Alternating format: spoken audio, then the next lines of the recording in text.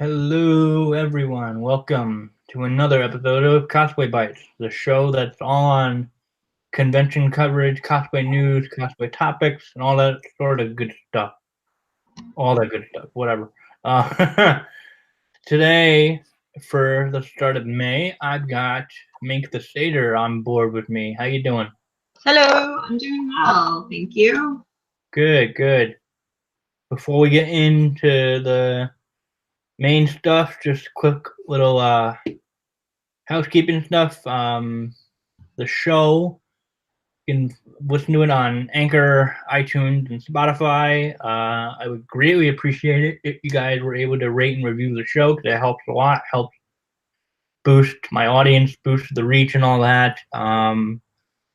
Upcoming blog post, due to things going on this week, you guys are gonna get stuff early, like starting tomorrow. So you can have featured on Kiss a Frog cosplays Tiana from the Disney movie. Struck first on Itioru Kasfakato as Nero from DMC5. And then you got Petite Ebby cosplay as Kiki from Kiki Delivery Service. And Falafel cosplay as Meta Knight. So that's pretty much the next couple of weeks for you. And patron shout outs. Shout out to all my lovely patron people that are supporting me. Coralia Jade, Katyuska Moonfox, Mink the Satyr. Hey, I know her. Hey, I know her too. Noah Wilson, Oh My Sophie, and Shaylin. And let me see here. Yeah, that's pretty much it. So, Mink, what have you been up to lately? Well, actually, I survived another year of Free Comic Book Day, which is usually the first weekend in May each year. Yep. For those uninitiated, Free Comic Book Day is a day where comic book stores, as well as some libraries nationwide, give away these free promo comics that are produced by larger comic book companies as a way of getting new fans into the genre. So they're usually like little teaser comics, but they're very, very cute. Oh, yeah. A lot of comic book stores and libraries will do these big promotional hype events. So I was in Manchester, New Hampshire this Saturday, helping out with Double Midnight Comics, which is a comic book store. I got to do the judging for their costume contest. Oh, wow. That must have been fun. Oh, it was a lot of fun. It was great to see people, but because it was an all-day event, I didn't get to see everyone in costume. Thankfully, Rodney Brown over at Nerd Caliber took photos throughout the whole day. So when we were doing our judging, some of the judging was based off of photograph rather than based off of the person being actually at the event. Right. Yeah, I keep hearing a lot of good stuff about Double Midnight Comics overall at the comic book store. So It's a really big comic book store. really, So I live in the greater Boston area, and there are a lot of great comic book stores that I go to. Kamikaze and Davis Square is my personal favorite. yeah, But because it's in Boston, it's smaller because, it's a city. a lot of tiny. Not to say that Manchester, New Hampshire isn't a city, but they've got a little bit more space. So they definitely spread out, and that means that they can just have a greater space to do more events and things. So Free Comic Book Day, they wound up having a couple of things going on at the same time. Yeah. Yep, I participated in that also at my quote unquote local comic shop, Newberry Comics, which I mean it's sort of a chain store around New England. Sure. Yeah, because I know they've got a couple in Boston. You better believe it. Yep. Yeah, no, it's always hilarious. I see the same people every year. When I go to line up, some of them are in costume. I gotta do 1 year in costume. Oh, Just you absolutely do. yeah, because I know one girl is a Black Widow. Her friend with a Spider-Man, and then yeah, just the same. I saw one girl dressed up as one of the Wakanda Royal Guards for Black Panther. Oh, Uh, cool. they had a stand for the Ocean State Ghostbusters group, Oh, very nice. which was interesting. I mean, I didn't really stop by their booth outside the store. I just went in, got my comics, and then went out. But I mean, they had a charity raffle going on, and they had, I think they had their little Ghostbusters van. Probably didn't, but they were all dressed up in the outfits. And yeah, I mean, they probably did have promotional stuff going on, like buy one graphic novel, get another half off or whatever. But they also have like the grab bags of comic books, which I didn't get this year because there wasn't really any grab bags that interested me enough. Because I know I did go crazy one year. Um, yeah, some of the free comics were good. They're cute little stories. They had a Pokemon one. They did. I didn't get it. I That's got okay. I got the Marvel one, Ninja Turtles, and then I got the like Year of the Villain DC Comics one, which is 25 cents. And they were good. I just the Ninja Turtles one. I guess they had a reading guide, like a chart of like reading collected volumes. Like here's how you can follow the story, and it had all their spin-offs and micro stories, and they're just like, oh my god, this costs like $100 like to get caught up. They had like Well, 20. Ninja Turtles has been around for a long, long time. Well, yeah, well, this is like the recent IDW Nickelodeon took over their comic run, but it's like 21 volumes of collected stuff. Like, holy smokes, That's a lot. Wow. that's a lot. So I guess listeners, the take home of all of this is if you don't know about Free Comic Book Day, you have 1 year to get yourself excited for the next one. It's usually around that Cinco de Mayo time. Like I said, it's usually the first weekend in May. Yeah, every first Saturday in May is Free Comic Book Day, and yeah, it's a lot of fun. I mean, I have other stores that people will mention while in line to go stop. Like they'll stop at the Toy Vault. They'll stop at the. We have a store called the Time Capsule down in Cranston, I believe. Yeah, it's a fun day. I got a nice coffee, and that helped make the waiting go down or go by fast. Which is just always a good thing. Yeah. Yep. Um, I noticed if you guys didn't see on her Facebook, Mink actually just debuted at the con we're gonna talk about later. I mean, she just released finished shots of her KDA take on Jolteon. Which I got one of the shots as my laptop background, and it's just like, oh, gosh. But you. you're welcome. She debuted at PAX East, which is the main, somewhat main topic, because I know I covered PAX East with Akakioga last month, but we're gonna take a little bit of a different spin.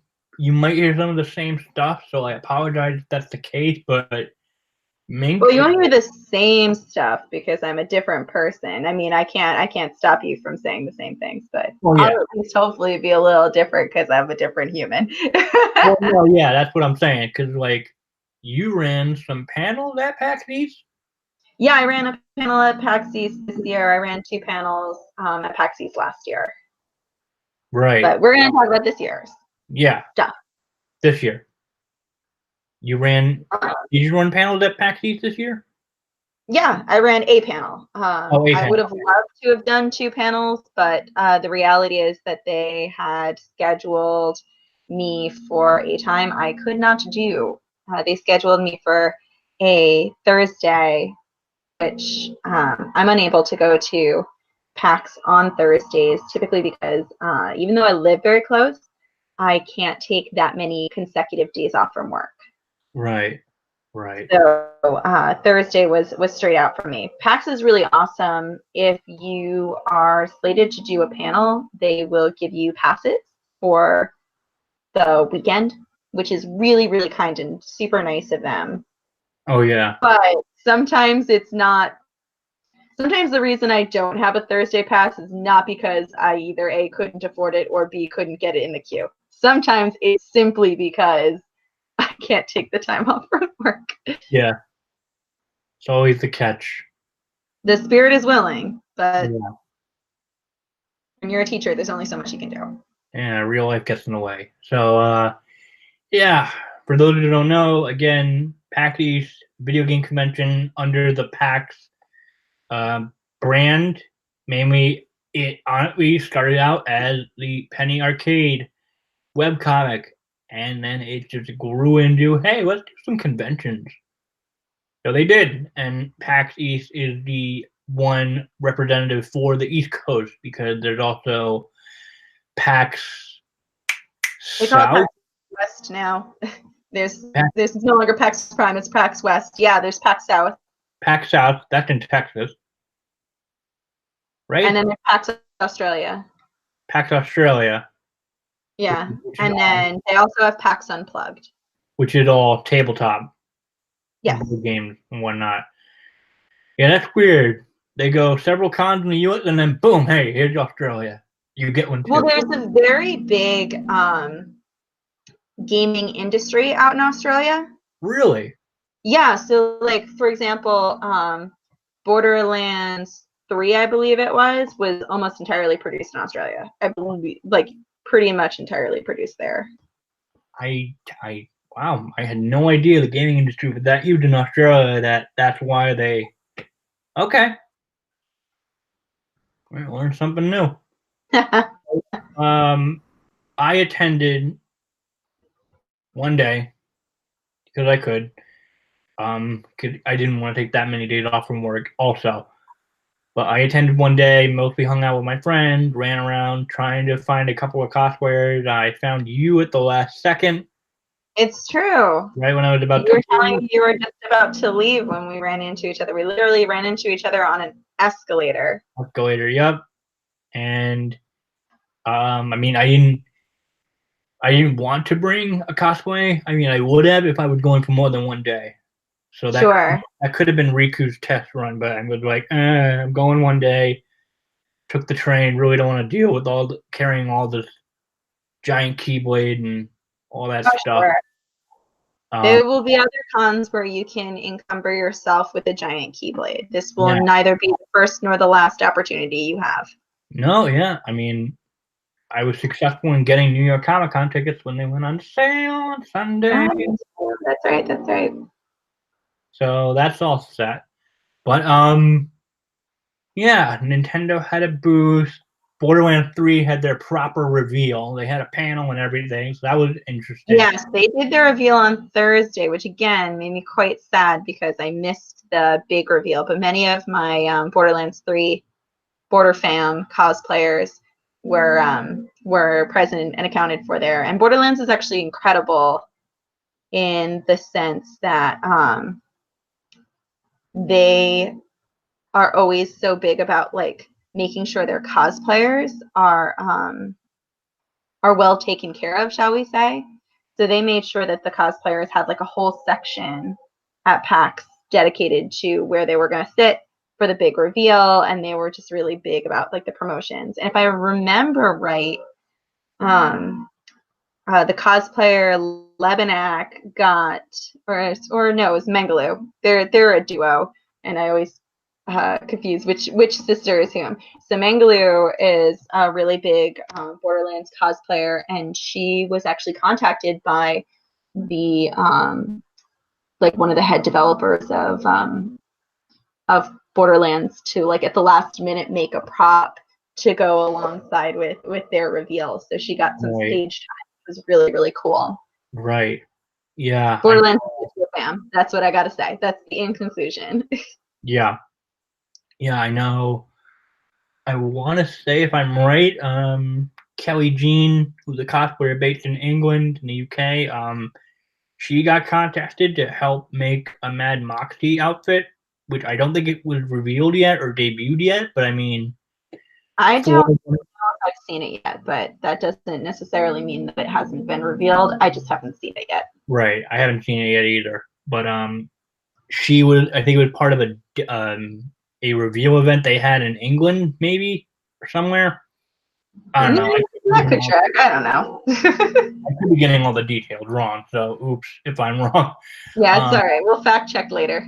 Yeah, I know cosplayer slash photographer Darshell Stevens. She was part of the event, I guess, with their whole Randy Pitchford doing the magic trick in the card box, and that was interesting to see. It's like, oh, I know her. She's in the audience. How interesting. um. Yeah, he's quite the performer. Oh yeah. Oh yeah. What else was there? I think I Well, you swear. didn't see my panel, so I'm happy to tell a little bit about. Oh yeah, we could start with that. So yeah, no, So, I think we had the same issue when we talked about it. Me and my guest were like, so what else was there? Because I could like past PAX East, I would just remember like the first con I went to, I saw Jessica Negri there with Lollipop Chainsaw, and I yep. just remember that year, 2012, and like subsequent years I'd go to, Riot would have just a giant presence with League of Well, Legends. Riot wasn't here this year.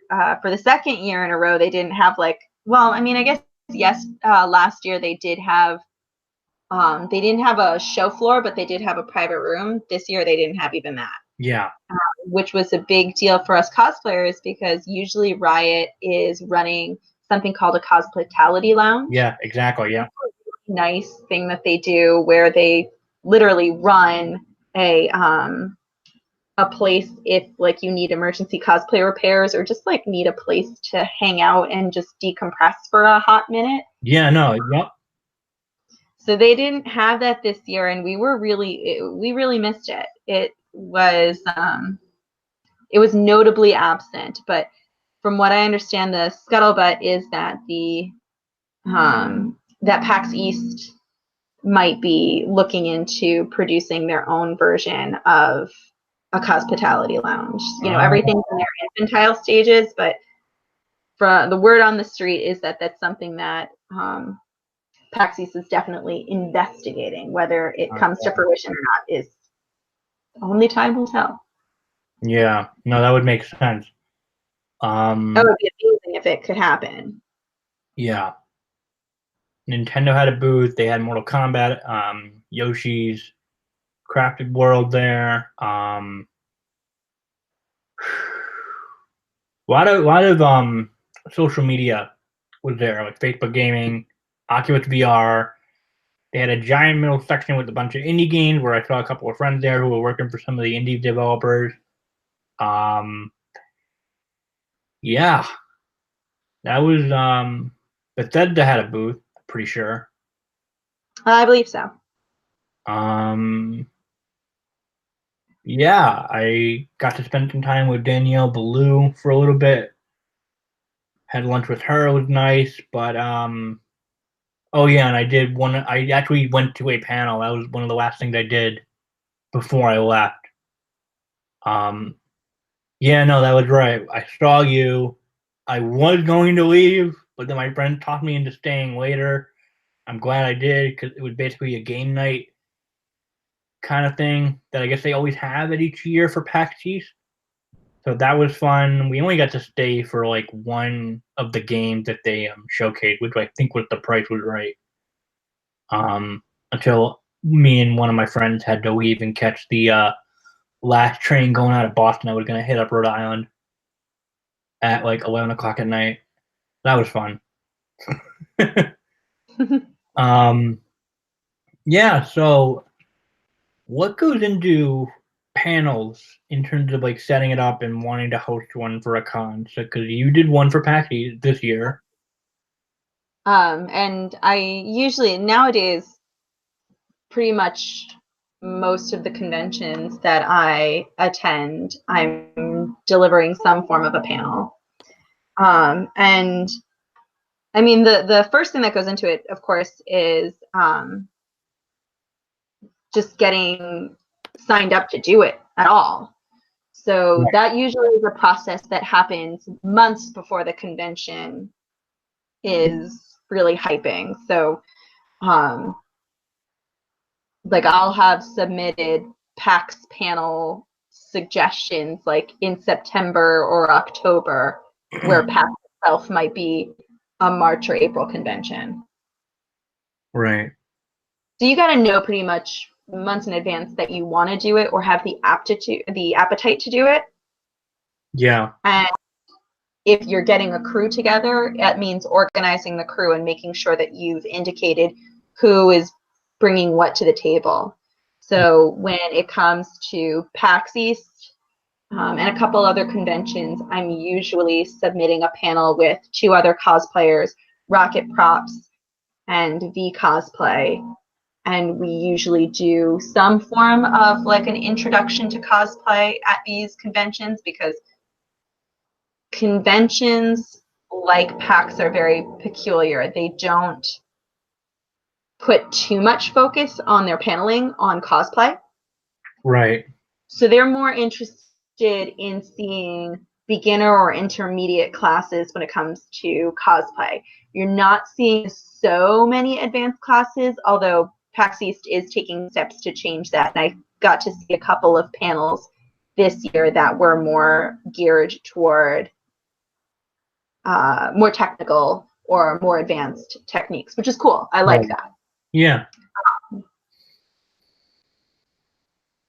But yeah, so I wound up we did a cosplay hacks panel the Sunday of PAX East, which was all about how to use materials, like found materials, in your cosplay, or to do your cosplay very cheaply, which thankfully, you know, a lot of people were really interested in. So we had a pretty packed room. Oh, that's good. That's always good. But like, the planning phase is not just submitting and then waiting to the last minute to actually deliver. So you have to decide what kind of panel you're going to give. And that might mean that you're putting together a slideshow, which, I mean, we all at this point know how to make slideshows, but you have to know in advance, am I going to do a slideshow? Am I going to do a live performance element? Is there going to be an unscripted component? Am I going to have a moderator who leads the panel and then experts who are going to weigh in on a particular topic? So you kind of have to think in advance of how you want the flow to be. Right. So like, I'm going to be doing a panel at PortCon, which is a convention in Maine, in June this year, where it's a completely different style than the one that I did at PAX. This one is a cosplay hoodie making tutorial. And rather than doing a slideshow presentation, I am bringing my sewing machine and an assistant with a camera. And so the projector behind me is going to be used to live broadcast what I'm doing on the sewing machine at like the zoom in level.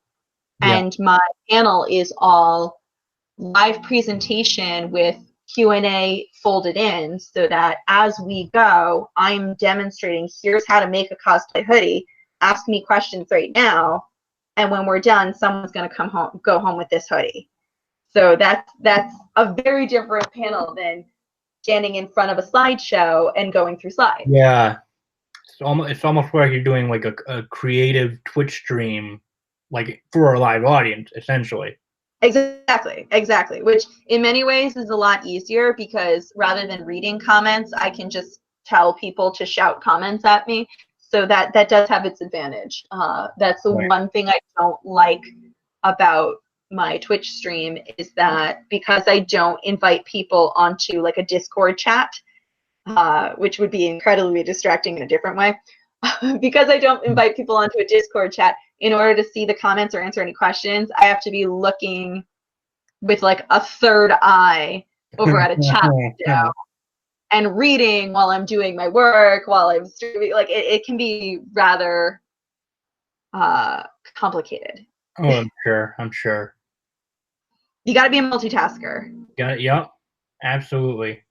Didn't you participate in a cosplay shootout panel at PAX? Wasn't there one? Yes, I did. Good memory. Oh yeah, I'm smart. But that was a very interesting situation. So the cosplay shootout was it was a panel that was being hosted by some of the folks at Nerd Caliber. And what happened was, this is of course at PAX East, they had space available for like an hour and a half, 2 hours. And they invited cosplayers and photographers or just lay people, whomever, could come to this panel.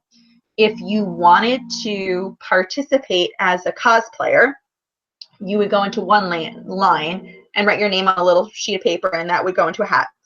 And then the photographers would write their name in a different line, and that would go into a different hat. And the panelists at the front of the room literally would just reach into both hats, pull names, and partner you up. And you had about half an hour to go anywhere in the convention and take a photo that went with a theme. And this year we voted the theme was Game Over. Oh. Yeah, there was like a couple of them. Like one of them was like outside the box. And I can't remember what the third one was, but we all hands down agreed that Game Over had the greatest flexibility, and also it was a video game convention. It just felt right. Right. So we had that half an hour to work, and then we got back to the main room where we all very quickly tried to upload photos using like all of the cables on the planet. It was amazing. The folks who were running the panel did an amazing job making sure they had a pantheon of different cables. So we got, it took a little while. It took about 20 minutes to get that all like uploaded and ready. And then what proceeded to happen was one of the most magical things I've ever seen. The panelists were mostly cosplay photographers, well-established cosplay photographers, and like maybe one or two cosplayers. Yeah. So what they wound up doing is they projected everybody's photos up on the big screen and did like a critique.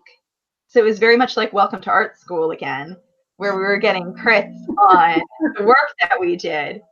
And that, some people were really like, oh, I didn't know we were going to get judged. Some people were like, wow, this is amazing. This is such a good opportunity to feedback, because the photographers were like, oh, this is a strong piece. This is what I would do differently. Or if you had the ability to photo edit, which 30 no one did, like this is maybe what we would do. So it was just a really unique experience. And prizes were given out at the end for first, second, and third place. It was just a really amazing time. I put in my survey for PAX following the event that I want more of that. Yeah, that's interesting. I mean, from what I didn't know all of that. All I heard was that, you get photographers, cosplayers welcome to come, you get paired up, and I just assumed that the room that you guys had was so freaking large that, you could just take photos in the room, but no, you actually went around the convention, like on the show floor or wherever. You took photos. Well, it was late at night. It was about like late at night. It was 8 o'clock on a Friday. But 8 o'clock on a Friday in Boston in like March meant that there was no light. There's no sun at all.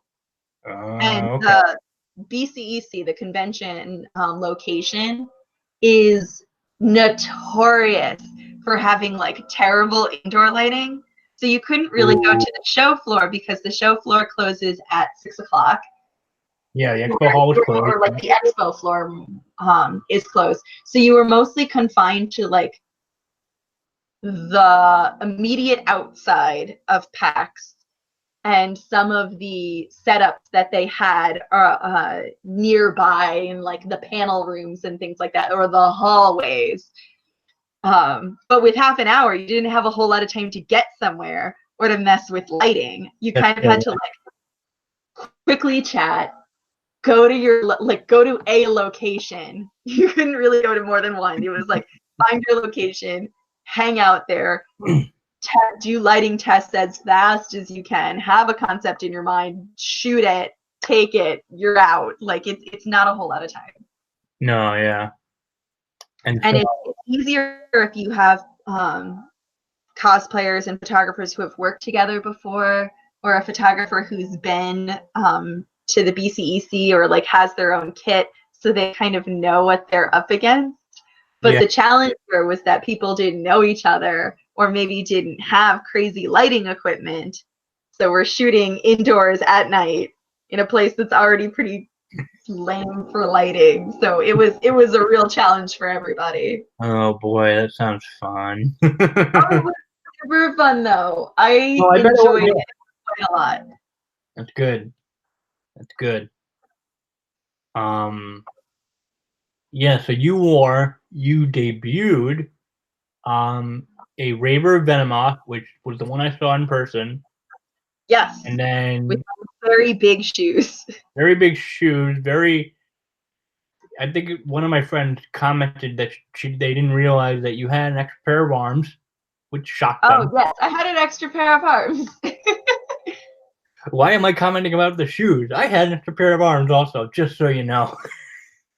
Oh, I've been sitting on a pair of mannequin arms in my home for, I don't know, like 3 years.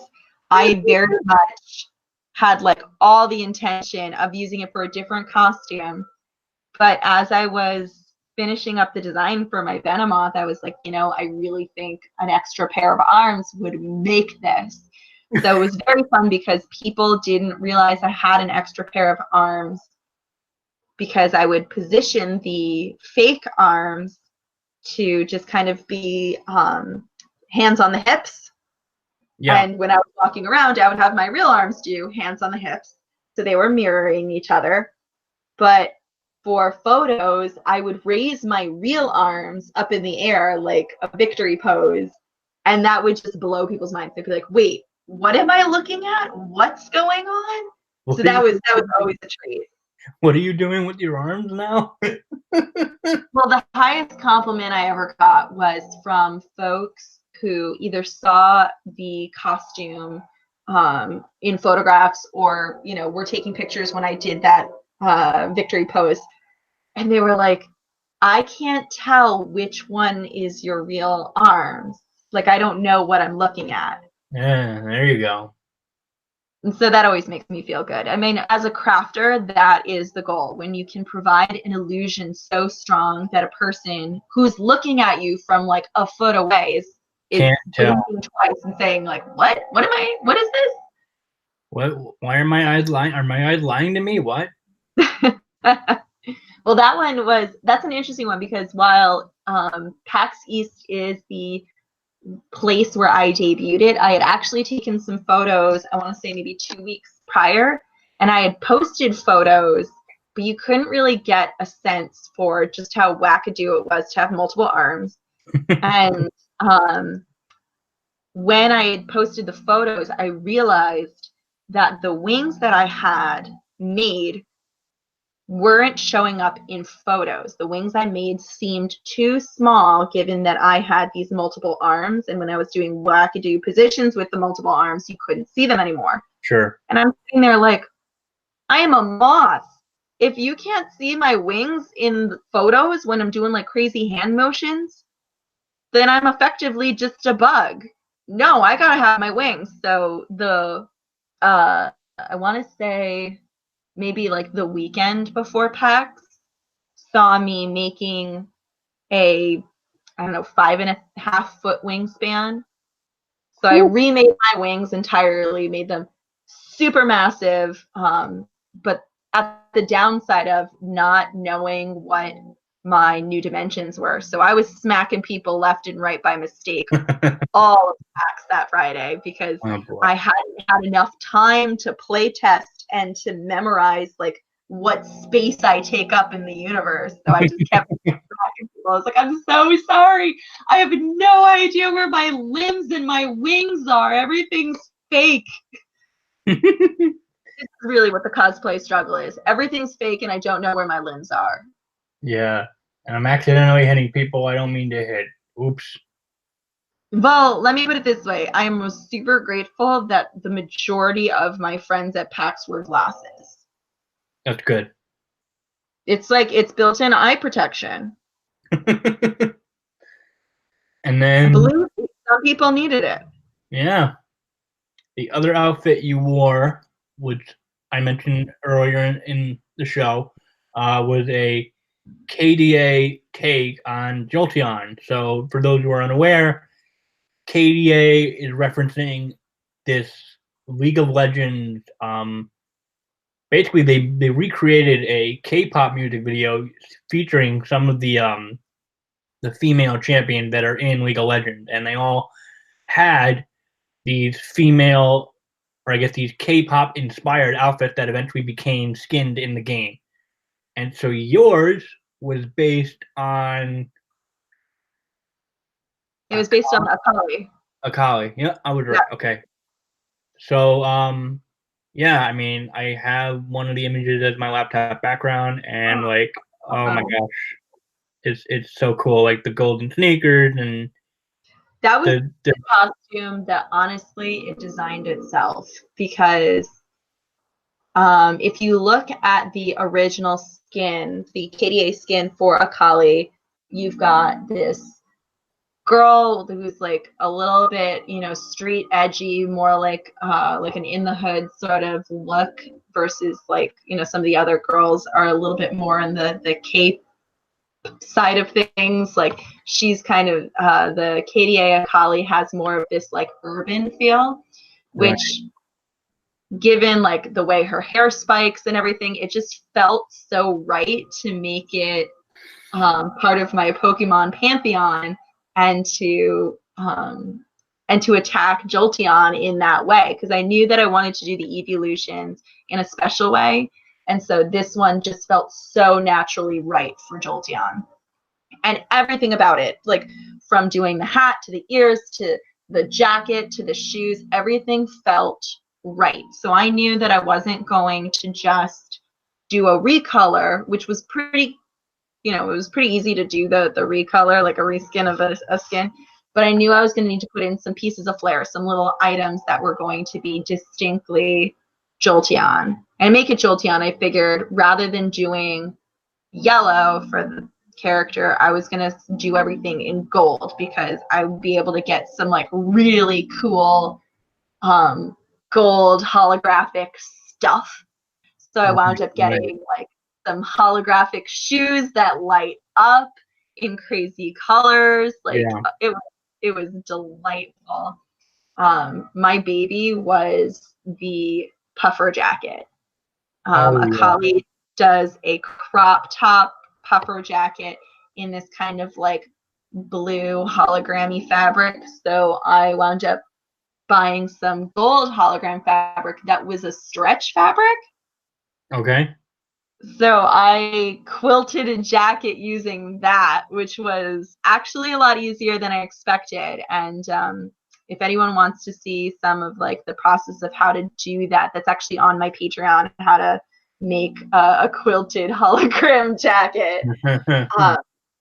But it seems so easy. And what I wound up getting to do that was really boss was I made a patch for the back of my jacket. That was my favorite instead of it being a dragon, it was a Jolteon that I drew in a similar style to the way the Akali jacket has the dragon on the back.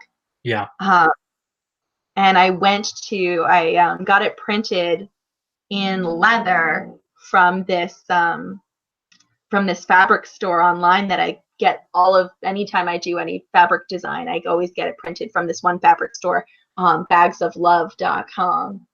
And it came out so pretty. So appliquing that onto the back of the jacket, I was just like, I was in love. This was my baby. I wear this jacket to the grocery store. I adore everything. Why not? Oh, the second I finished it, I was so excited. I was like, I'm going to buy myself some Victory apple juice to the grocery store. Away. And like I was wearing a garbage outfit underneath it because I was just like in sewing clothes. Who cares? But that jacket, you best believe, was on my body for the grocery store. Oh yeah, that's gotta be fun when you have something that you just love so much and you can feel like, oh, I could this could pass up as a regular piece of clothing. Yeah, why don't I just wear it every day? Oh my gosh, yes. I mean, when I first started sewing, there was this moment where I would like finish a project and I would look at that and project and say to myself, like, that was flat fabric at some point, and Yeah. now it's this. So whether it was like a stuffed animal or a piece of a costume, I'd be like, now it's a thing. And I would like take it with me. I'd like put it in the passenger seat of my car and drive around with it like to wherever I was going, like to work or something, being like, I made you. You didn't exist before I came into this world. Like, oh, and it's something that I recommend if you don't do it and you are a creator. I recommend like just getting into that mindset because it just capitalizes on those good feeling pride moments. And I think as cosplayers, we don't take enough time to do that. Yeah, absolutely. I'm just thinking about my Riku cosplay that I mean at this point I'm just over with how it looks. Like if it I admit that it may be a little too big, but at this point like I just don't care. So I'm more than happy with it, but I'm like thinking about the his jacket for this is Kingdom Hearts 3's version of Riku. Like his jacket. I can wear that normal day, everyday life. Why not? I like, Why not? I could totally get away with that. It almost sounds like you're lying to yourself, which is really my favorite part of all of this. No one's gonna bat an eye. No. No, but it does play into one of my favorite games, which is it fashion or is it cosplay? A dangerous game to Yeah. play on a subway for sure. Oh my god. Yeah, No one. that's gonna raise some work when I wear this to New York on the bus or on the train right into the city. That's, Oh, nobody wins. It's a wonderful, terrible game. yeah. I'm gonna be wearing a spirit hood like piece of fabric for a Greninja that a friend of mine, a cosplayer, made for me as a gift when she sent me a giant package from Australia, and she made me it. But I'm like, I'm gonna wear that to the movie this week when I go see Detective Pikachu because why not? Oh, sure. I mean, movie theater attire is everything. Yeah, yeah. Um.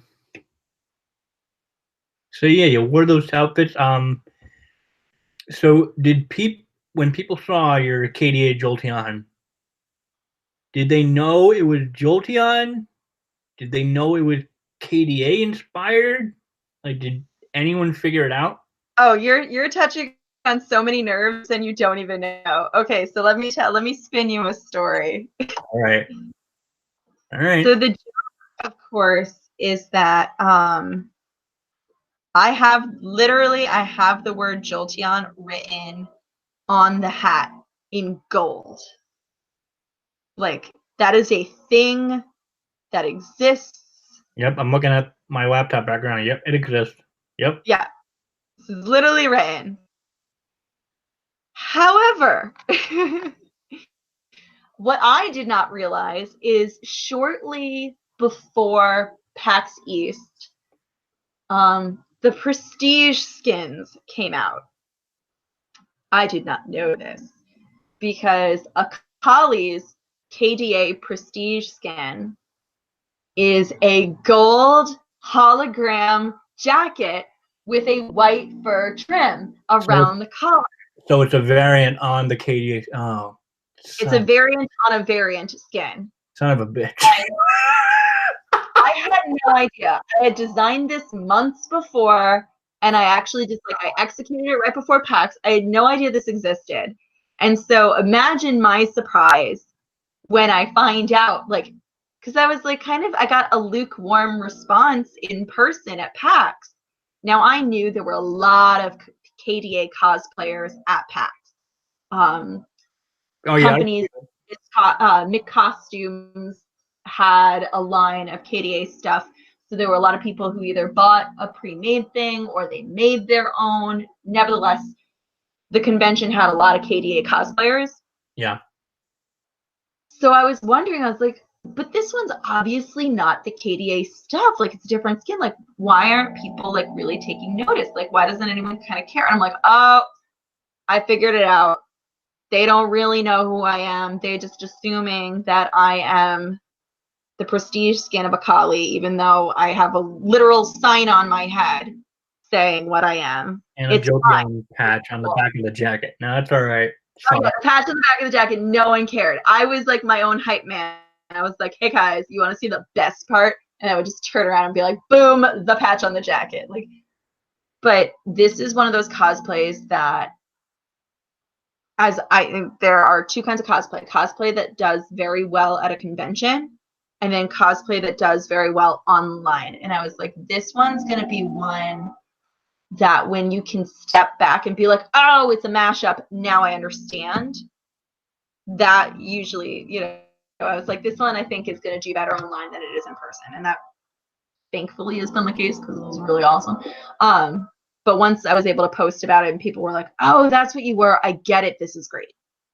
Yeah, so the very odd, unfortunate timing of Akali somehow getting a golden prestige version of your mashup, or of the original mashup, kind of killed the cosplay being this is going to be a big one for cons. Oh, sure. But More like, I'm mad about it. It's fine. It's a very cool costume, and it was a very wonderful thing to embark on making. Yeah. Like, so to know that I can make a puffer jacket at like a moment's notice, because I made that puffer jacket in 24 hours. Whew.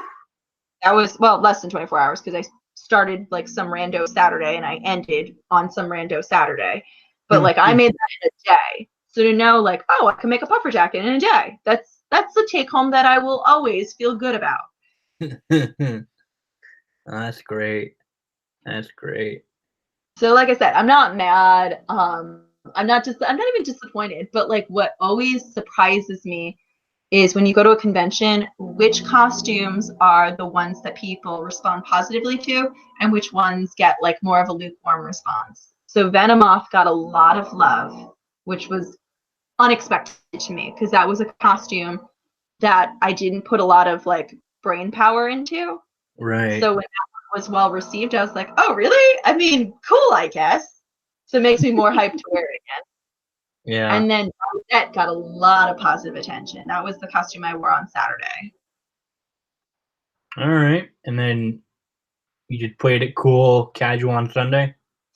Well, it wasn't, I didn't think of it as casual, but I think my favorite line from anybody at the whole convention was from Wonder Llama Photography, who is like, this is the most low-key I have ever seen you at a convention, and you're still like to the nines. So I was like, all right, well, I'll take it. Oh boy. Oh man. All right. Any other thoughts about PAX East? Like your time there for this year? I will say that PAX East was it was more low-key this year than it has been in the past, and I'm finding that these AAA titles are doing less show-stoppy things at PAX, which does leave me wanting more. That being said, I am seeing a shift with PAX East to being more aware of how much the cosplayers are hungry to have a cosplay zone, a place to do photos, all of that. And I think the convention is ready to start acknowledging that the cosplayers exist and that we want our space and we want to do X, Y, or Z. This was the first year where I felt like this one area to the immediate left of the lobby, which is was taken over by some photographers. This was like the first year where I felt like security didn't touch that. They were like, yep, this is where the photographers all meet and hang out and take photos of cosplayers. It's to the left of the lobby, and we're just going to let them be. Oh yeah, So I yeah, appreciate it. yeah. I know what area you're talking about, and I sat there for a while charging my phone. There were a lot of people who would sit there, which is lovely, but like it wound up being a great meeting place for cosplayers. Or like if I would sit there for a rest, because sometimes my dogs were barking. My Bowsette heels were about 5-inch heels. My dogs were barking. They were 5-inch stilettos. It was just not a pleasant walk around a convention show. Oh yeah, you But were like, all I that. could sit there and be guaranteed to run into pretty much all the cosplayers I wanted to run into, because we would all hang out there at some point. Yeah. I imagine if there was a hospitality lounge, that would be the other place where people would go. But as I said, this year we just straight up didn't have one, and that was sorely missed. Yeah, for sure. Um, yeah, it was kind of low key. Like there wasn't really anything show stopping there, except with the Borderlands 3 reveal on Thursday. That was the big one, but it was on Thursday, which didn't even sell out for PAX tickets. That can kind of tell you where the headspace of the attendees were. Like Friday and Saturday were the sellout days, but Thursday and Sunday were not so much. So Yeah. I thought that was a little bit of a miscalculation on the Borderlands crew part, because if they were looking for a real like bang for buck moment, I would probably sneak in until like Friday or Saturday to be like, all right, PAX, who's ready to party? Here we go. This is a thing now. Yeah. I know they had some tournaments there for Smash Brothers. Other fighting games I think had tournaments there. And Uh, they had their Omegathon, but I didn't tune into it this year, and I feel kind of guilty. right, right. I wanted to go to a networking panel, but the line eventually got so long that the room was sold out, and that if you wanted to go into the panel, you would basically have to stand for an hour. And I was like, no, thank you. Right, and No, just a point of clarification, sold out, you mean like it was filled up. filled up. Yeah, that's what I Yeah, meant. there's no fee to get into those panels. Yeah. That being said, I can't recall whether it was because it was in his room or whether he just like managed to go. But my boyfriend actually did get to catch some bits of this of one of the networking panels to catch some of the highlights. Oh, But I think the people who were running it were willing to like share their PowerPoints or their slides. And I can double check, but it may have been one of the panels that PAX had streamed, because you do have an option as a panelist to allow PAX to stream your panel or okay. make a recording of it. The smaller rooms don't tend, which is usually the smaller events, they don't tend to get streamed, but the larger rooms, or the rooms where they expect that there's going to be a lot of attendees, so like a networking panel, for example, that does have a strong chance of getting streamed. And then, of course, all the main stage events were recorded as well. Yeah, this was a networking for introverts panel that I wanted to try to go to, but I didn't. Just because I think I just wanted to hang out with my friends more and just roam around a little bit more for the day. Well, it's always tough to balance at a convention, friends versus getting information versus your own networking. It's a lot. Yeah, no. If I again, and I only went one day, so it's like if I went more than one day, yeah, I could have made the time commitment for an hour. But since again, I was just there for that Friday, I was like, I kind of want to walk around more and get my fill for things and whatnot. Um, Well, if you're only there for one day, sitting down for a 1 hour line and then a 1 hour panel represents a very large percentage of your that's a good chunk. Right. So you almost like don't want to do that just No. because it's this fear of missing out. Yeah, I mean, I definitely want to try to make an effort to go more than one day this next year, for sure. Oh, it's definitely worth the while if you can get tickets, if you can get the time off. Yeah. The other thing that I had, as far as topics go, somewhat related to PAX East, Twitch streaming, because I know that's something that you do Yep. weekly, every Thursday night, which I can never go to because of work. Sad days. Yeah, and even with this new stuff happening, I still can't go. I So do record it, so if there's ever a time where someone can't make a stream, they can always catch the reruns on my Twitch channel because I do have the most recent uh, shows are recorded. So I right, do have a couple of friends who are like, "Oh, I missed it because of work," or like, "I missed the first half." I've had friends tell me like, "Oh, it's fine. I just watched the recording." I was like, "Oh, right. okay. I'm glad you're watching it. That's why I hit record." So how have those been? Those have been going great. I'm really happy that I have a consistent crew of people who come in to enjoy the show because people coming to the show and communicating in the chat really help move and shape how the show will go. So if I'm just by myself and there's no one in the chat, I'll still have a good time and it'll still be a good show. But honestly, the difference between a good show and a great show is when we get a lot of people participating, we get a lot of people back and forthing, even between each other. And Yeah, then I'll just read out the comments and we'll have a fun time of it. So it's fun when it's by myself, but it's way more fun if there are people coming in and doing the live chat. That's really of where course, it's at. of course. So your main thing on there is that you do doodle hours, so to Yeah. speak, and I want to say either 100% of the time, more than half the time, that the end result always becomes either a T-shirt that people can buy later on, or a pin that people can buy later on, or that you end up running giveaways for. Because I managed to win your Score Bunny pin that you made, I want to say maybe a few weeks ago in a stream. That So one I actually didn't stream. So that one I feel a little guilty about. I made that Score Bunny design way back in like February.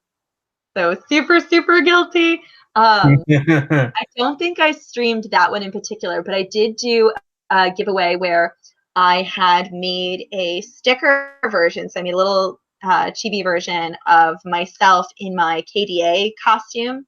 right, And at the end of the stream where I had finished it, I did like a random like generator to pick a person who was going to win the sticker of it. So then I mailed them the sticker.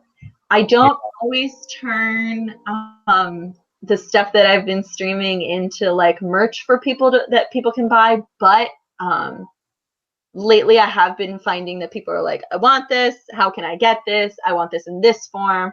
So I'm going where the demands are. I don't want to sound like I'm sitting here being like, but it's all about the profits. Really for me, it's like I enjoy stickers and pins and keychains, so I assume other people do too. me And so too. if there's Yeah, something I see that's fabulous enough, I'll be like, oh my god, yes. yeah, So the last couple of shows have been about taking uh, a chibi version of my Bowsette cosplay.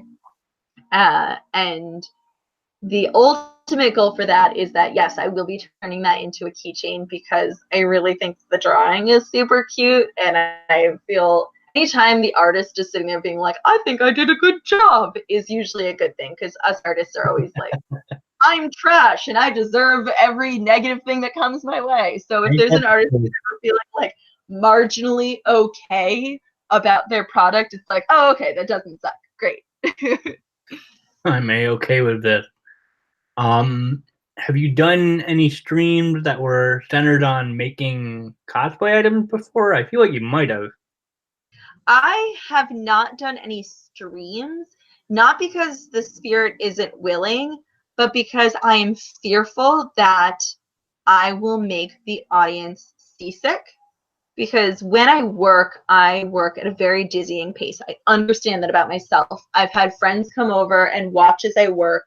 And when I really get going, I'll have like 2 to 4 stations in my house that I'm running up and down in between, going from one project to the next thing to the next thing. So it's very hard for me to catch that on camera without a dedicated camera person. Gotcha. The advantage of doing a stream where I am drawing is that I can sit down, dedicate myself to making sure I'm interacting with the fans and with the people who are logging in, and we can produce something in that time frame. But if I were to film me making a costume, either it would be very dizzying or there would just be chunks of it that are incredibly boring. Because if I'm making a petticoat, no one wants to log in for the 6 hours it takes me to make a fully realized petticoat. It's No. boring. Nobody wants to be a part of that. So Right. I don't bother with that aspect. What I do alternatively is when there's something that's worthy of filming. So if I'm doing a painting technique that's interesting, or like a cool technique using a cheap and unexpected material, I'll film that and put it on a high speed, and that goes for my tutorials on my Patreon. So I do have some of those. It's just not something that I'm putting publicly out for universal consumption, just because I wind up having to do more editing and processing with that. And so I like to make that special for my patrons. Oh yeah, for sure. Yeah, I feel like one thing, painting would be a good thing to stream because it's not. I don't feel like that's too boring. It depends on what I'm painting. Like I've done prop painting before, not on a stream, just like done on video. And suffice it to say, there are some times where you're literally just watching paint dry. Yeah. So that's something that I think is better done when you can cut to 2 hours from now, or like, let's fast forward this process because you don't need, like, now that you've seen me paint one spike, you don't need to see me go through the same real-time painting of like 4 of them. You get the idea with the first one. Right. Yeah. What I have done once or twice before is I've done a pre-show for my stream where I have done like a full face makeup and then done the live stream, because usually when I stream I get into like some pseudo cosplay Yep. before I do it, because I think it's True. just fun to dress up. So I have streamed some pre-show things where it's like I'm going through the process of putting on makeup. Sometimes I do talking during it, sometimes I don't. The first time I did it, I terrified some of my fans who had my stream on alert. So they saw I was streaming an hour early and they were like, oh, okay. And then I had friends like texting me like, oh my gosh, do you know that you're on camera right now? Like, oh my gosh, I feel like I'm watching you like in your dressing room. I was like, no, it literally says on the screen, like I made a special border that was like pre-show, watch Mink put on her makeup. So it's like, no, this is intentional. I promise it's supposed to be this way. Oh my gosh. I don't do it a whole lot because I don't want to freak people out, apparently. That's the thing. Because everyone's so worried for my personal safety, which, listen, I'm a big supporter of that. Always look out for your fellow man. But, no one wants to be in a situation where, like, does she know she's on camera? Oh my gosh, Mode, what if she doesn't know she's on camera? How embarrassing. I have to save her from herself. Yeah. Well, it's a lot of people just wanting to save me from myself, which, if I can't save me from myself, you're not going to make a whole lot of headway. You're doing the Lord's work, but I don't know you're going to be successful. I can't be saved. Help. I can't be saved. I'm beyond redemption. Oh man. We come full circle too. I am a dumpster fire. Like every artist, I will profess my own dumpster fire attitude. Oh boy. All right. Dumpster fire. Good. No, I'm having some serious regrets about having gone with Mink the Satyr as my cosplay handle. Clearly, I should have been like Trashfire. Trashfire cosplay. Does that exist? Is that a thing? That's a Google search. Yeah. Anything else you want to talk about, or you want to end it on dumpster fire? Well, so as far as I am concerned, as far as a quick Google search is concerned, Trashfire cosplay is still available. So if you are a new cosplayer and you want in on some self-deprecating humor in the form of cosplay, you too can own Trashfire cosplay. I promise I won't take it. I already took cosplaylauндry.com, so. Not joking. That is the domain. It redirects to my Twitch stream. It's way easier than saying twitch.com/Mink the Satyr. I can just tell people, oh, cosplaylauндry.com. Yeah, no, that was one of your earlier jokes. That was like one of the very first stream jokes that went vaguely viral, and now it's just like a thing. Now it's a thing.